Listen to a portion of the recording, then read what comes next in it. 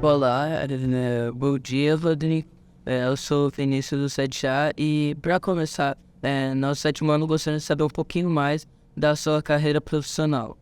Puxa, Vinícius, primeiro é uma alegria imensa e uma oportunidade absurda estar aqui com vocês e poder compartilhar essa experiência. A nossa principal missão na Academia Seara Flora é formá-los, formar cada um de vocês como tocadores de negócios. Desta forma, se a minha carreira me trouxe alguma experiência que eu possa ajudar vocês a chegarem lá, eu estou muito feliz, muito satisfeito, muito motivado para cumprir esse objetivo. E eu tenho certeza que essa missão é a missão do professor Arthur, da professora Bruna, da professora Denise, de todos os professores da Academia Seara Flora com os quais vocês estudam. Você quer uma resposta curtinha, média ou longa? Acho que a gente tem tempo, pode ser a longa. Me pegou, eu achei que você ia falar curtinho mesmo. Não, mas na verdade, eu sempre gostei muito de praticar esportes. Comecei praticando judô, depois eu fiz judô e polo aquático. Como eu tinha, na época, eu fiz cirurgia 5 graus de miopia, eu acabei me aposentando do polo aquático porque eu não enxergava bem mais a bola, bem o suficiente para jogar, continuei praticando judô. E meu pai, que é advogado, uma pessoa muito metódica, falou: filho, esse negócio de gostar muito de praticar esportes, vamos fazer um teste vocacional. E eu fiz o teste vocacional no segundo e terceiro ano, deu carreira militar. Meu pai falou: olha, filho, já bem, né? Vamos ver as opções. Eu acabei fazendo o curso de administração pública, que era o curso mais próximo da carreira militar, sem ser militar. Depois que eu me formei, isso foi início da década de 90, eu, ao longo do curso, tinha decidido não trabalhar na administração pública, apesar de ter cursado administração pública. E eu participei de processo de seleção para trabalhar em empresas privadas. Na época eu recebi 3 propostas. Uma delas foi para trabalhar num banco de investimentos, que na época era muito famoso, chama-se Banco Garantia. A outra foi para ser trainee da área comercial de uma empreiteira, uma consultora chamava-se Camargo Correia. E a terceira foi para trabalhar na área de vendas de uma empresa que estava chegando ao Brasil, que chama-se Procter & Gamble. E eu gostei muito de um determinado momento das entrevistas que elas falaram, as entrevistadoras, que pela minha experiência mais esportiva do que acadêmica, eu tinha tudo a ver com a área de vendas. Eu nunca tinha trabalhado em vendas, mas pensei, bom, se ela está falando, tem vaga ali, eu vou nessa. E eu acabei aceitando, naquele momento, trabalhar em vendas na Procter. Foi onde eu conheci, inclusive, o Manuel, foi meu primeiro chefe, o Manuel que vai dar aula para vocês nos próximos anos. Ele dá aula aqui na Germinari e construí durante mais de 20 anos a minha carreira profissional na área de vendas. Fui vendedor, supervisor, gerente, diretor de vendas de uma área geográfica maior, até que surgiu e eu sempre executivo, né? Surgiu uma oportunidade lá por 2012 para eu ser empresário. E aí eu fui ser sócio de uma empresa que estava começando o trabalho, que chamava Sucos do Bem. E aí eu trabalhei na Sucos do Bem até vendermos a empresa para a Ambev em 2016. Vou abrir um parênteses. A minha família, como eu falei, meu pai trabalha com direito, mais especificamente ele é professor de direito. E tem uma história familiar de sempre ter muitos professores na família. Então eu sempre apreciei muito o estudo. Dessa forma, eu fui, assim, me desenvolvendo profissionalmente, passando pelas diferentes etapas e também sempre buscando estudar para poder ter a teoria, a prática com a teoria. Eu, assim, resumindo, eu me graduei em administração pública, como eu falei, depois eu fiz MBA, com área de concentração em varejo na USP, depois um mestrado em administração na PUC. Em 2016, quando a do Bem foi vendida, eu fui fazer o doutorado na PUC também em administração. Durante os 4 anos do doutorado, eu me dediquei a participar de conselhos de administração e a prestar algumas consultorias, entre elas a consultoria para a Flora, onde implementei o programa de gestão da qualidade total em vendas, que a Flora chama de Programa Faixa Preta. No final de 2020, eu tinha essa bagagem profissional, tinha essa bagagem acadêmica, eu estava fazendo uma reflexão, qual vai ser meu próximo passo, quando um querido amigo meu, Sérgio Caldas, que é o presidente da Flora, falou que eu deveria conhecer o Joésia, que estava dando um upgrade em todos os trabalhos da Germinari e queria alguém com uma experiência profissional e acadêmica que pudesse contribuir para formar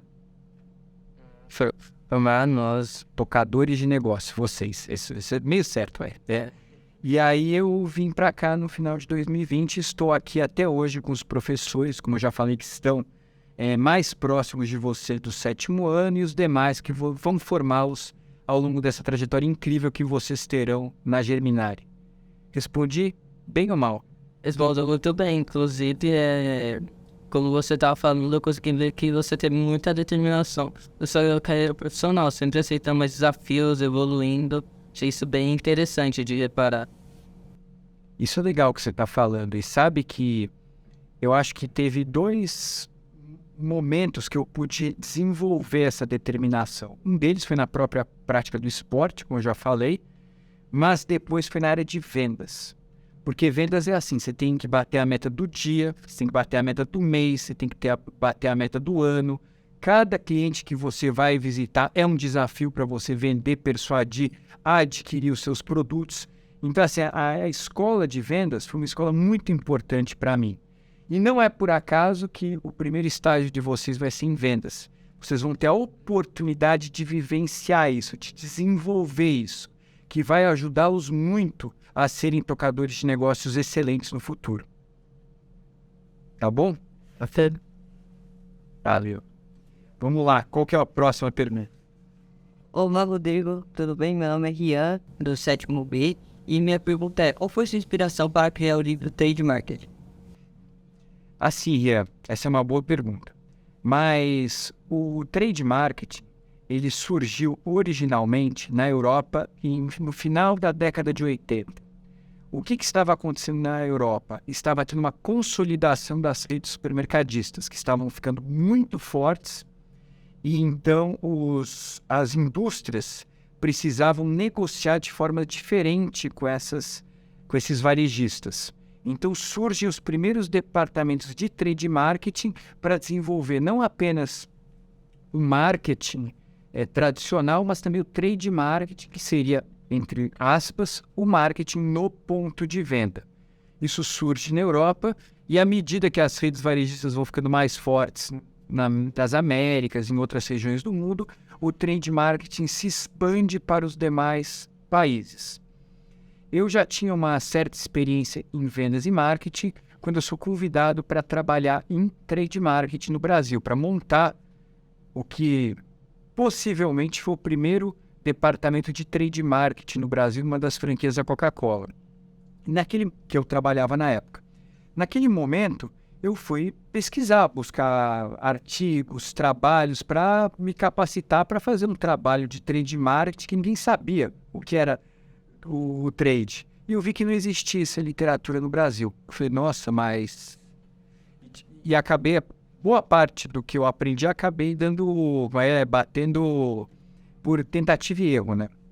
Naquele momento, como eu falei para você, sempre gostei de estudar bastante, eu decidi pesquisar mais sobre o trade marketing para o meu desenvolvimento pessoal e, quem sabe, para prestar uma contribuição para aqueles que estavam começando a trabalhar nas áreas de trade marketing. Então, eu entro no mestrado na PUC. Foi muito interessante eu entrar no mestrado e, mais uma vez, teve uma contribuição muito grande da determinação que eu aprendi também em vendas. Porque eu pensei, né? Olha a ideia, né? Como eu já trabalho há 15 anos, eu vou fazer o exame do mestrado e vou passar, porque eu sou administrador, trabalho há tanto tempo, né? Primeiro exame, reprovado. Segundo exame, reprovado. Terceiro exame, reprovado. No 4º exame eu passei. Teve uma arrogância minha de partida, de achar que eu sabia. E isso é um ponto importante que eu falo para vocês. Assuma o desafio com garra absurda. todo desafio tem a complexidade, tem que ter respeito. Se você não tiver respeito pelo desafio que vocês vão enfrentar, vocês têm uma chance de perder, de ser reprovado como eu fui. O que eu acho que eu fiz bem nessa história foi não desistir. É a mesma coisa, vocês vão visitar clientes, vão ter uma carteira de clientes, 10, 20, 30, 40 clientes. Se eu ouvir um não, vou para casa, vou assistir Netflix, Cara, você não vai ter oportunidade de fazer a segunda venda, nem a terceira, nem a quarta, nem a quinta. Então, acho que essa determinação em persistir foi muito importante. E eu entrei no mestrado e comecei a fazer essa pesquisa. Eu entrevistei 25 empresas, se eu bem me lembro, né? E como que elas estavam organizando, lembra, era o começo, como estavam organizando, quais eram as estratégias de trade marketing, e acabei defendendo essa dissertação. Primeiro foi uma dissertação, depois foi um conjunto de artigos acadêmicos que eu apresentei em congressos e em revistas científicas, quando um colega meu de mestrado, que era presidente da editora Elsevier na época, me convidou a preparar todo esse conteúdo no formato de livro. Eu lancei esse livro em 2008, primeiro na editora Elsevier. Ele é um livro muito bem vendido para um livro paradidático, ele já vendeu até hoje 12 mil exemplares. Para esse tipo de livro é uma boa venda, né? Foi o primeiro livro de trade marketing no Brasil, é referência bibliográfica nas principais escolas de administração, e ele tem passado por algumas atualizações ao longo do tempo. A última delas foi quando a Alta Books, que é essa editora aqui, né? Tá na capa, a Alta Books, ela adquiriu os direitos do livro da Elsevier e relançou. Então eu fiz uma edição revista e atualizada. Tem conteúdos bem interessantes e tem histórias bem interessantes também, né? Então o prefácio, mais uma vez, foi o Manuel Machado, professor de vocês aqui na Germinari, meu primeiro chefe. A orelha do livro, né, foi feita pelo José Vicente Mari, na época era o presidente da Flora também, né? Então teve sempre um envolvimento de pessoas importantes que serão importantes referências na trajetória de cada um de vocês. E eu espero ter prestado uma contribuição com esse livro. Certamente, para mim, prestou. Eu me tornei um profissional de trade marketing melhor. E eu espero que seja útil para vocês também no desenvolvimento pessoal e principalmente profissional de vocês. O que você achou, Rian? Ensino médio? Não, achei que a pergunta respondida por você respondeu muito bem, consegui entender. Esse livro, sim, é muito importante para nós alunos, porque estamos usando ele, né, na consultoria do professor, então ele serve muito para nós. Não só no sétimo, como em todos os anos. Obrigado, Rian. Valeu. Sim. Isa, agora? Olá, eu sou Isabela, do sétimo D, e gostaria de lhe perguntar como você introduziu e desenvolveu o trade marketing nas empresas nas quais trabalhou. Então, foi uma história. Lembra que eu falei que eu participei dos primeiros departamentos de trade até o trade estar mais consolidado. Tem uma metáfora que eu acho interessante. O trade no começo, no mundo, final da década de 80, no Brasil, na década de 90, era como se fosse um caranguejo. De um lado tinha a pedra, do outro lado tinha a onda do mar, ficava batendo, né? E o mar era a área de vendas, a pedra era a área de marketing. Você ficava no meio recebendo pressão dos dois lados, né? Eu, de certa forma, tive uma facilidade no começo dos trabalhos, porque eu tinha tido uma experiência pregressa em marketing e uma experiência pregressa em vendas. Então, eu conseguia conversar com alguma propriedade com os profissionais de marketing e com alguma propriedade com os profissionais de vendas. Um ponto importante, principalmente onde eu fui mais bem sucedido, foi que eu tive sempre o apoio da diretoria, da presidência das empresas. Porque se você não tem esse apoio, é difícil. Você tem essa pressão e acaba avançando muito mais lentamente do que se você tiver apoio. E no tempo, o melhor de tudo foram os resultados. que à medida que você vai tendo um resultado bom, depois outro, isso vai motivando as pessoas e vai fazendo elas acreditarem cada vez mais em trade. No livro mesmo, eu relato um caso, deixa eu ver, que é o caso do Nutri, né? Que eu acho que é uma história bem interessante sobre isso. Não vou entrar no mérito, mas com 2 dos filhos dos proprietários dessa empresa, eu fiz faculdade. E, na época, a empresa que fabricava o Nutri, eles eram o maior fornecedor de merenda escolar do governo. Quando o Collor assume a presidência, ele municipaliza o programa de merenda escolar. Então, essas empresas eram 18.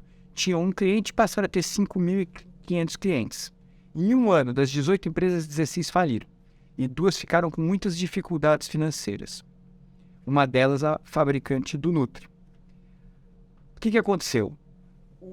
Os acionistas pediram para os filhos, que eram recém-formados da faculdade, para irem verificar o que eles podiam desenvolver de novos produtos, e eles foram para os Estados Unidos, mais especificamente para Califórnia, ali, aquela região de Santa Mônica. Eles viram que naquela época estava começando a ter o consumo de barras de cereal, por pessoas preocupadas em ter uma alimentação mais saudável, em praticar esportes.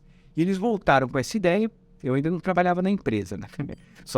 E compraram uma máquina com os últimos recursos que a empresa tinha, estava naquela dificuldade econômica. E o que eles fizeram? O produto que mais vendia parecia com uma barra qualquer na época, vocês acham? Chocolate. E o chocolate que mais vendia era o Choquito. O que eles falaram? Resolveu o problema. Fizeram uma embalagem que parecia do Choquito e lançaram o Chonk. Colocaram do lado do Choquito. Não vendeu nada. A empresa estava ruim e ficou péssima, né, meu? Aí, num momento de empolgação, eu conversando com esses meus amigos, que eram filhos dos acionistas, fui trabalhar lá. E eu tive uma contribuição, começamos a repensar isso.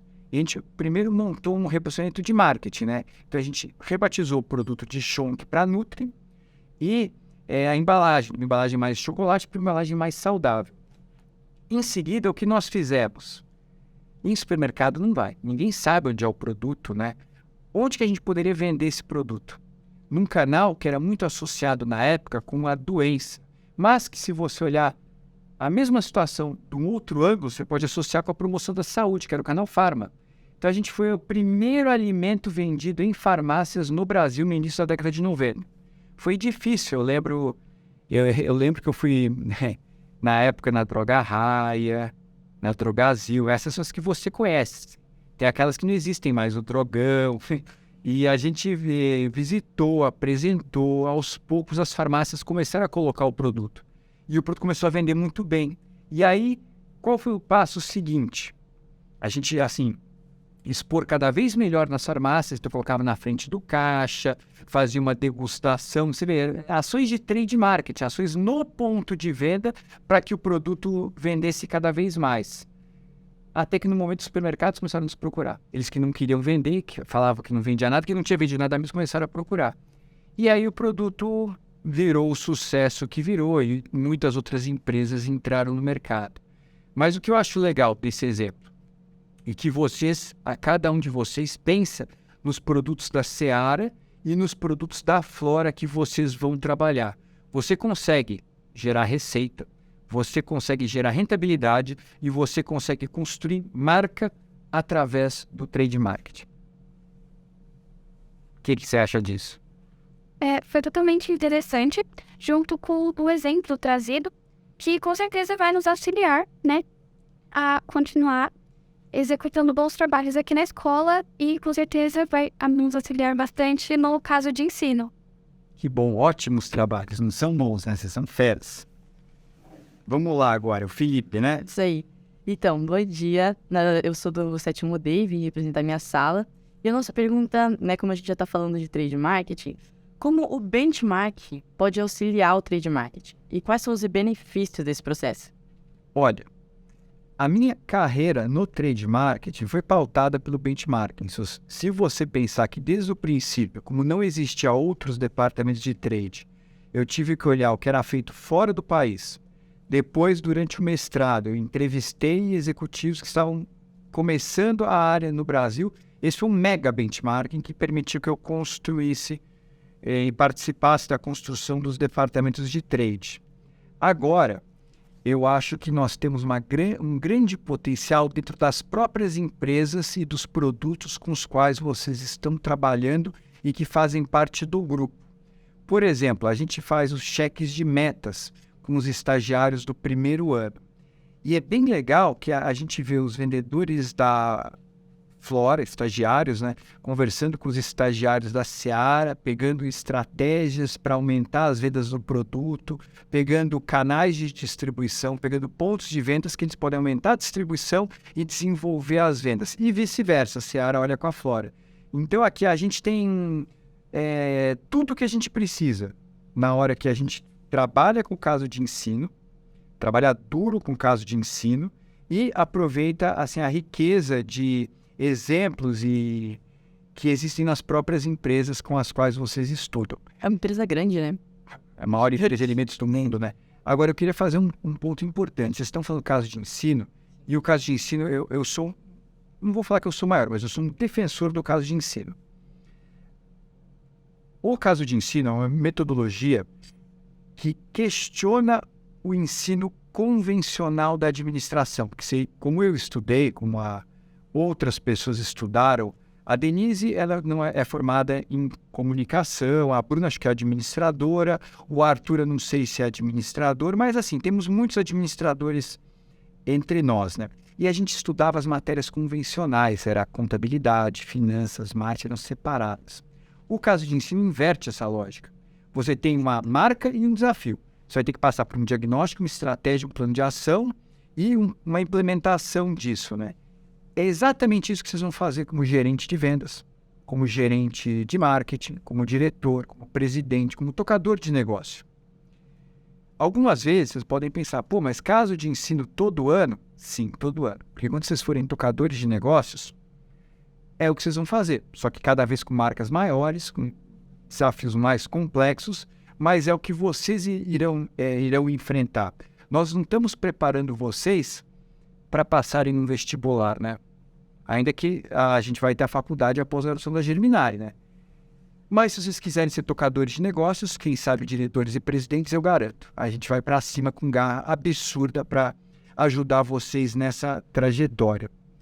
O caso é isso, então. É uma oportunidade de vocês vivenciarem um ambiente protegido da escola como um desafio do tocador de negócio, da Seara, o tocador de negócios da Flora.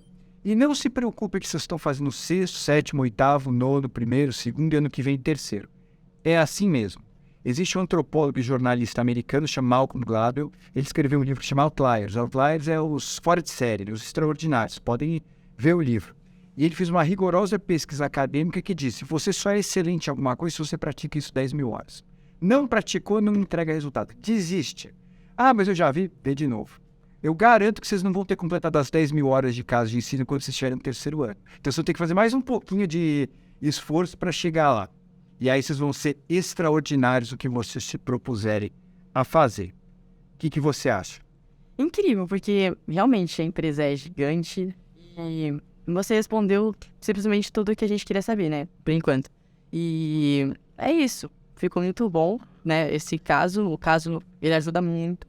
E os benefícios, eles vão entregar o resultado daqui pra frente, né? Então, é bom praticar sempre, né? Como você disse, sempre fazer, dar o seu máximo para você ser extraordinário. Então, é muito importante isso. Fechado. Perfeito. Melissa, agora? Bom dia, Rodrigo. Eu sou a Melissa e eu estou aqui representando a 7º E. E a minha pergunta é: How do you use the push strategy in your work? This is not an easy question, but if you think of the trade marketing mix, that's the marketing mix applied in the point of sale, you see that you can use the product strategies, point of sale strategies, and so on to achieve the best results possible. Eu queria até fazer um comentário, retornando para o português, de parabenizar os professores de comunicação. Todos até agora fizeram perguntas em português, muito bem feitas, muito bem colocadas. Isso é importante para formar um tocador de negócio, porque lembre-se, vocês vão para vendas. Se vocês se comunicam bem, Vocês vão ser mais persuasivos, vão fazer uma venda persuasiva melhor e vão conquistar os seus objetivos. E a sua pergunta, aliás, parabéns, esse inglês é uma belezinha, viu? Eu adorei. É muito importante também, porque o tocador de negócio começa aqui, mas não tem fronteiras. Por que não pode ser o mundo? Por que você não pode tocar um negócio na Austrália, na Inglaterra ou nos Estados Unidos? No tempo, as oportunidades vão surgir para aqueles que estiverem preparados. Então, se esforce no inglês, assim como vocês se esforçam no português com os professores de comunicação para atingirem resultados extraordinários. Fechado? Vamos lá ou não vamos? Agora é a Laura. Olá, eu sou a Laura, representando o 7º F, e a minha pergunta é: How do you use electronic media to attract customers? There are several tools you can use, but I strongly recommend you think about the omni-channel strategy. In the omni-channel strategy, you have to use the online media and also the offline media to attract the customers and to motivate them to acquire your products. One media alone won't be enough. Both of them combined will allow you to achieve the best success possible. Essa pergunta é muito boa, Laura, porque o mundo mudou. Essa história do trade que eu contei para vocês na década de 80 e 90, ela realmente se expandiu. E hoje não basta você desenvolver as ações no ponto de venda, até porque algumas vezes o consumidor nem vai ao ponto de venda, ele pode comprar online. Você não pode desprezar o ponto de venda, tem que fazer as ações do ponto de venda, mas tem que também fazer as ações online para atingir o sucesso. Isso que é o Omnichannel, são todos os canais possíveis que você pode interagir, persuadir o consumidor para adquirir o seu produto. Muito bem escolhidas essas perguntas, muito pertinentes, muito contemporâneas. Me preparar para respondê-las me fez até sentir mais jovem, sabe? Estar mais próximo dos desafios da sua geração. Parabéns, viu? Eu que agradeço. Temos mais uma pergunta aqui? Bom, para finalizar, você pode deixar uma mensagem pelos alunos do 7º ano? Olha, eu posso falar pela Academia Seara e Flora. Nós estamos trabalhando com caso de ensino, diagnóstico, estratégia, plano de ação e implementação através da venda persuasiva. No tempo, com níveis de complexidade crescentes. A partir do ensino médio, vocês vão fazer estágios também e vão ter os professores de campo para apoiá-los. No ano que vem, nós estamos pensando em ter a faculdade e a pós-graduação, tudo isso para formá-los como tocadores de negócios. Existe uma visão das empresas do grupo que, se tivermos tocadores de negócios, a empresa que fatura 350 não pode faturar 375 ou 400. A maior restrição não é econômica, é de ter as pessoas certas nos lugares certos. E é para isso que nós estamos trabalhando com cada um de vocês. Isso da garra absurda que eu falo, vira até um pilar, uma brincadeira, eu acredito demais nisso, sabe? Vocês vão ter essa oportunidade em vendas, vocês vão ouvir muitos nãos. Um não depois do outro. Não desanime. Se esforce. Porque logo depois do não, o que vem? O sim. Está lá. Está uma palavra de você chegar lá. Persistam através dele. E como eu falei para vocês, na minha trajetória como vendedor, eu no tempo, comecei tendo bem mais não do que sim. Mas no tempo fui equilibrando e depois de mais um tempo, tendo mais sim do que não. Isso contribuiu para o meu desenvolvimento. Isso vai valer para a vida de vocês também. Para tudo aquilo que vocês se propuserem a fazer, vocês vão conseguir sucesso se tiverem a garra absurda. Vou até dar um exemplo pessoal, uma curiosidade minha, que eu espero que nenhum de vocês passe por ela, mas eu tive muitos problemas de físicos, de saúde, por assim dizer, né? Só para falar da parte ortopédica, Eu passei por 12 cirurgias na perna, 9 na perna esquerda e 3 na perna direita. Após cada uma delas, eu voltei a praticar o esporte que eu gostava, que era o judô. Pensa em vendas. Se eu desistisse no primeiro não, ou se eu desistisse após a primeira cirurgia, eu tinha me aposentado no judô e eu tinha ido trabalhar numa área de contabilidade, por exemplo, uma área de back-office. Não tinha persistido como judoca, como atleta e como vendedor. Então é isso, a gente não desiste. No final, o esforçado sempre vai vencer o talentoso. Eu garanto para vocês. E já que eu falei de esporte, me desculpa, eu me empolguei nessa, mas eu lembro muitos e muitos anos atrás, eu estava assistindo um jogo juvenil no clube, o clube que eu sou sócio, é o clube de tênis, né? E tinha um sócio do clube super talentoso, fazendo aquecimento, né? Do outro lado, tinha um tcheco, da República Tcheca, Tchecoslováquia na época, travado, assim, duro, sabe? Todo mundo, o brasileiro vai ganhar de 6-0, que ele lotou para assistir. No final foi 6-0, 6-0 mesmo, por tcheco. É.